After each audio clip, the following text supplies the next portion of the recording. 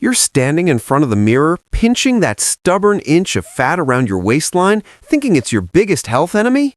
You've tried the crunches, the salads, and the endless cardio, yet it won't budge. But what if I told you that the fat you can pinch is actually the safe kind? Deep inside your body, wrapped around your heart, liver, and lungs, is a silent killer that no amount of sit-ups can touch. It's called visceral fat, and right now it might be rewiring your hormones to keep you tired, hungry, and chronically inflamed. In this video, we aren't just talking about losing weight. We are exposing the biological war happening under your skin. I'm going to share a 3-step blueprint, the same one used by metabolic specialists, to target this internal fat without the usual gym bro fluff. And pay close attention to the middle of this video, because I'll reveal one healthy breakfast staple that is actually fueling your visceral fat storage right now. Let's dive in.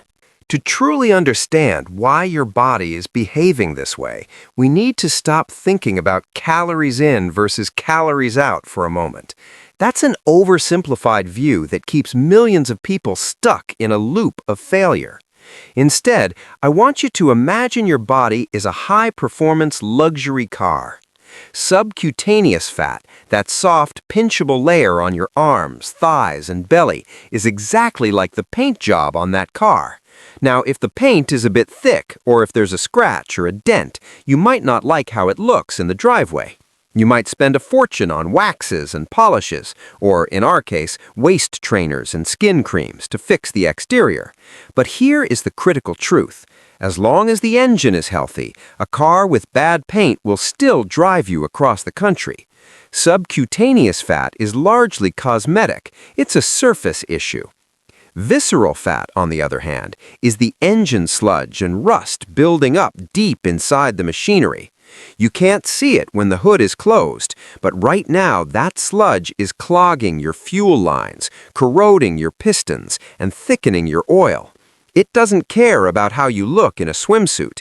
It is actively working to ensure your engine overheats and eventually fails.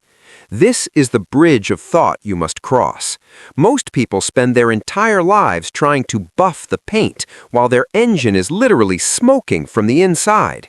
They focus on the fat they can see, while ignoring the fat that is actually killing them. In the next section, we're going to pop the hood.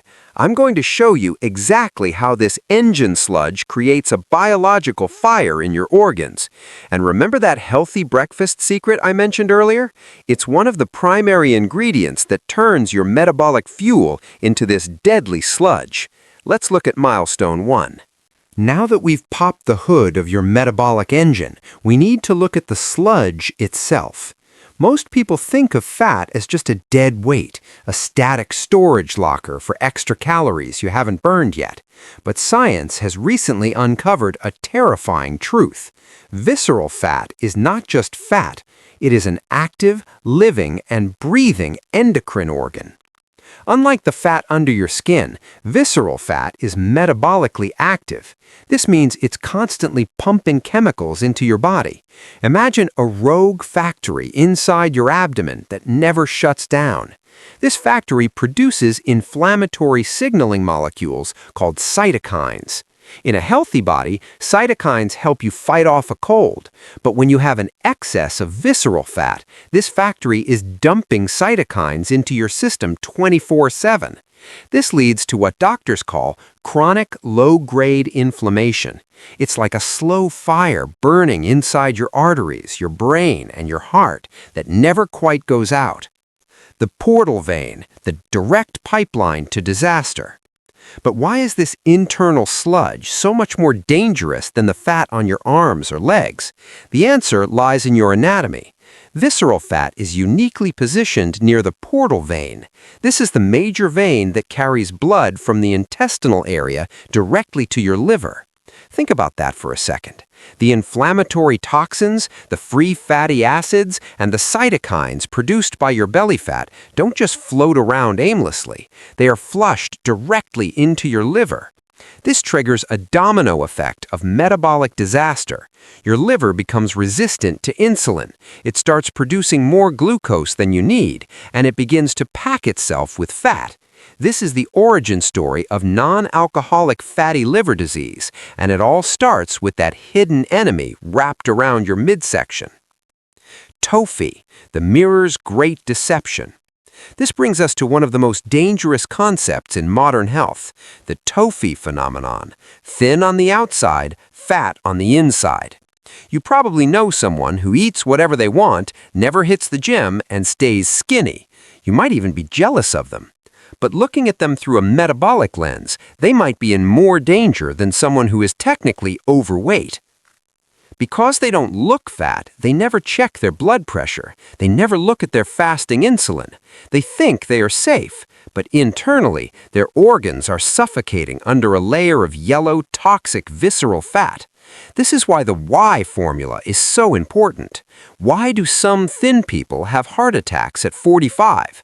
It's the engine sludge. They have a clean exterior, subcutaneous fat, but a corroded interior, visceral fat. Never let the mirror lie to you about your internal health. Hormonal hijacking, why you can't stop eating.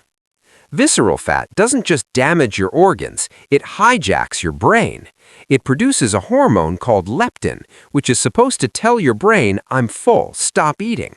However, when you have too much visceral fat, your brain becomes leptin resistant. The signal gets blocked by the noise of the inflammation.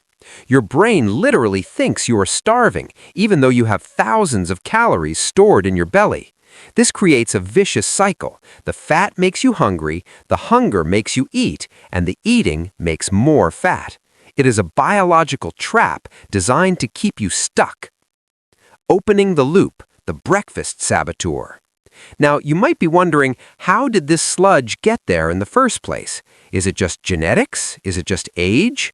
While those play a role, the real culprit is often hiding in plain sight, disguised as a healthy choice.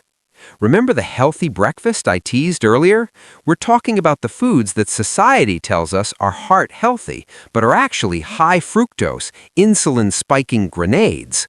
When you start your day with these, you aren't just eating breakfast, you're sending a direct signal to your liver to start manufacturing more visceral fat. We're going to break down exactly what those foods are in Milestone 3. But first, we need to understand the good cop in this story, because if you fight the wrong fat, you might actually make your health worse. Now, let's take a deep breath and talk about the fat you actually see in the mirror, the fat that probably brought you to this video in the first place. This is subcutaneous fat. If visceral fat is the villain of our story, subcutaneous fat is the misunderstood good cop. It's the soft layer sitting directly under your skin that you can pinch on your belly, your arms, or your thighs. For decades, the fitness industry has told you to hate this fat. They've sold you fat burners and waist trimmers to destroy it. But from an evolutionary standpoint, subcutaneous fat is your evolutionary shield. It is your body's primary energy reservoir, designed to keep you alive during a famine that modern society has luckily forgotten. The metabolic buffer, your body's safe haven. Here is a scientific fact that might shock you. Subcutaneous fat is actually a metabolic buffer. Think of it as a safe haven or a warehouse for excess energy. When you eat more calories than you burn, your body desperately looks for a place to put that extra energy so it doesn't damage your blood vessels. Your subcutaneous fat cells act like sponges, soaking up those extra triglycerides to keep them away from your heart and liver. The danger starts not when you have subcutaneous fat, but when your warehouse is full. Everyone has a different personal fat threshold. Once your subcutaneous cells can no longer expand, your body has no choice but to start dumping that extra fat into the engine, creating the deadly visceral sludge we talked about earlier. This is why some people can be overweight by BMI standards, but remain metabolically healthy. Their warehouses are simply very efficient at keeping the fat away from their organs.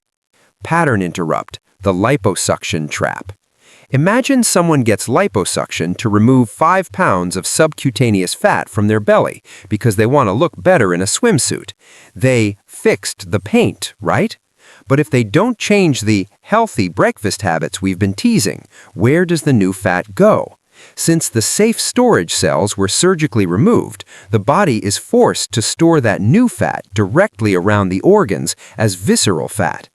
Research has shown that without lifestyle changes, liposuction patients can actually see an increase in dangerous internal fat. You cannot cheat the engine by scraping off the paint. Why is it so stubborn? The alpha versus beta battle. I know what you're thinking. If this fat is so safe, why is it so impossible to lose? This is where the biology of frustration kicks in. Not all fat cells are created equal. Your fat cells have two main receptors, beta receptors, which act like accelerators for fat burning, and alpha receptors, which act like brakes. In most people, especially women, the fat around the hips and thighs is loaded with alpha receptors. When you go on a crash diet, your body easily burns the fat with beta receptors, usually in your face or chest, but it slams on the brakes for the stubborn subcutaneous fat on your lower body. This isn't a flaw in your design. It's your body trying to protect its most valuable energy reserve. The psychological war, body image versus biology. We need to have a moment of heart here. You might hate the way your thighs look or the way your arms jiggle, but biologically, that jiggle is a sign that your body is doing its job. It is keeping the fat out of your liver. The mirror measures your ego, but your blood work measures your life. Our goal isn't just to be skinny, it's to be metabolically flexible so that our body knows how to use this stored energy instead of just hoarding it. Closing the loop. The road ahead. So, we have the engine sludge, visceral, and the paint job, subcutaneous. The million-dollar question is, how do we signal the body to burn the sludge first? How do we stop the storage brakes from staying locked? The answer lies in the insulin reset. Remember that healthy breakfast staple I mentioned, the one that triggers the visceral fat factory? We are finally ready to expose it, because once you understand how this one food group hijacks your hormonal keys, you can finally stop fighting your biology and start working with it. In Milestone 3, I'm giving you the exact 3-step protocol to drain the sludge and unlock those stubborn subcutaneous reserves. And it starts with a truth about healthy grains that the food industry has been hiding for 50 years. We've popped the hood, identified the engine sludge, and realized why scraping the paint isn't enough. Now it's time for the solution. You aren't just here for a biology lesson, you're here for a transformation. This is the 3-step metabolic blueprint to prioritize burning visceral fat and unlocking those stubborn subcutaneous reserves. Step 1. The insulin reset, the gatekeeper hormone. Remember the healthy breakfast I've been teasing since the start of this video? It's time for the reveal.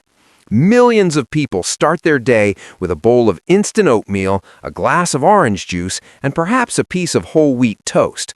On paper, this looks like a heart-healthy breakfast, but inside your body, it is a massive biological nightmare for your visceral fat storage. Why? Because this meal is a massive carbohydrate bomb that sends your blood sugar skyrocketing. In response, your pancreas floods your system with insulin. Think of insulin as the gatekeeper or the master storage key. When insulin is high, the doors to your fat cells are locked tight. Your body is in storage mode, not burn mode. Even worse, fructose, found in that orange juice and the sweeteners in your oatmeal, goes directly to your liver.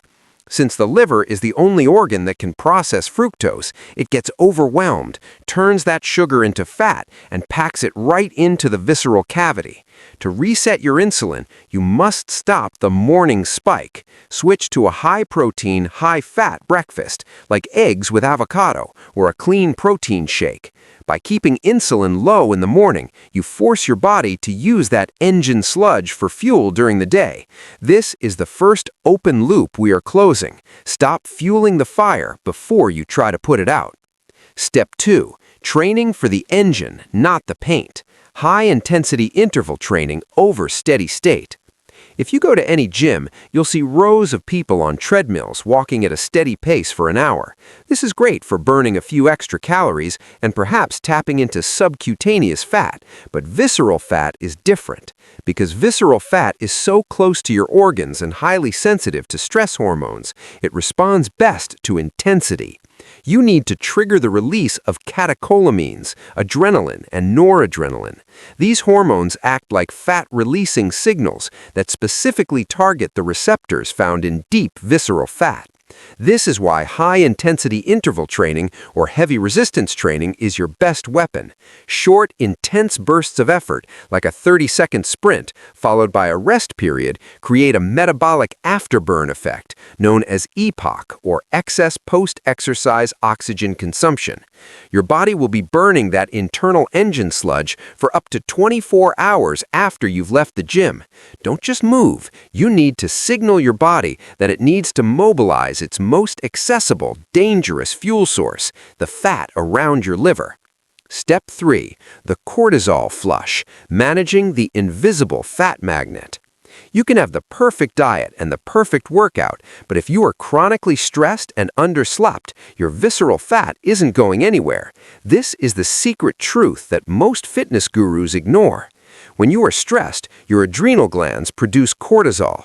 Cortisol is often called the stress hormone, but in the context of your belly, it is a fat magnet. High cortisol levels actually stimulate the relocation of fat from other parts of your body directly to your abdomen. Why? Because in ancient times, stress meant danger or famine, and your body wanted to store its energy as close to its vital organs as possible for quick access. If you were sleeping 5 hours a night and working a high-pressure job without any decompression time, you're effectively telling your body to hoard visceral fat as a survival mechanism. This is why sleep is not downtime, it is burn time. During deep sleep, your body lowers cortisol and releases growth hormone, which is one of the most powerful fat-burning hormones in the human body. To flush the cortisol, you need at least 7 to 8 hours of quality sleep and a daily practice, even just 10 minutes, of breath work or meditation. It sounds woo-woo, but it is cold, hard biology. The synergistic effect. When you combine these 3 steps, lowering insulin, increasing intensity, and flushing cortisol, you create a pincer movement against your internal fat. You aren't just dieting, you are re-engineering your hormonal environment. You are telling your body that the engine sludge is no longer needed for survival and that it's safe to start cleaning the machinery. But how do we know if it's working? Since the scale is a liar and the mirror only shows the paint, we need a better way to measure success.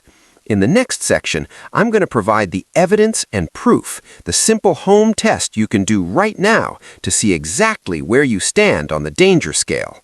You might be thinking, this sounds logical, but where is the hard data?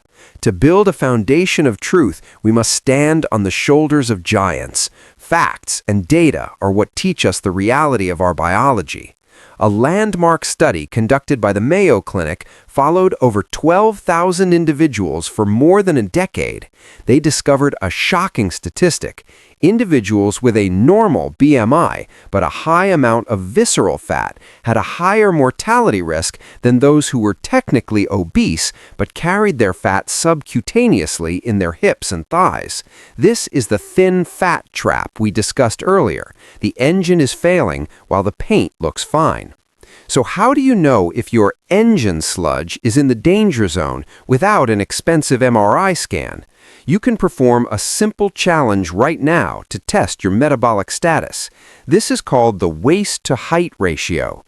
Take a piece of string and measure your height. Fold that string in half. Wrap that folded string around your waist at the level of your belly button. If the string doesn't meet, your visceral fat levels are likely triggering the inflammatory factory we talked about in Milestone 1. This isn't just about aesthetics, it's a diagnostic tool used by longevity experts worldwide. Research from Harvard Health confirms that a waist circumference of more than 35 inches for women and 40 inches for men is a direct indicator of high-risk internal fat storage. By tracking these numbers instead of just the number on the scale, you gain a clear, evidence-based map of your health journey. But before you rush into a new regime, there are critical warnings you need to hear, the mistakes that most people make, which actually end up protecting the fat they are trying to lose. I have to be completely honest with you. There is no magic pill, no secret tea, and no 7-day belly fat blast that will fix this overnight. Anyone promising you that you can spot reduce your visceral fat without changing your metabolic hormones is simply not telling the truth. Biologically, your body decides where it loses fat based on the hormonal keys we discussed, not by how many crunches you do. One of the biggest mistakes is jumping into high-intensity protocols if you have underlying kidney issues, heart conditions, or if you are pregnant. This journey is about longevity, not just looking good for a weekend event. Please consult with your healthcare provider before making radical changes to your diet or exercise. My goal is to help you clean your engine for the long haul, not just buff the paint for a moment. Now I have a challenge for you. Stop weighing yourself for the next 30 days. Instead, take a piece of string, measure your waist, and use the 3-step protocol we discussed today. If this engine versus paint metaphor helped you see your health through a new lens, hit that subscribe button. We're on a mission to simplify human biology and help you reclaim your metabolic health. And if you want to know exactly what to eat for dinner to keep your insulin low and burn fat while you sleep, watch this next video on the screen right now. Your engine depends on it. I'll see you in the next one.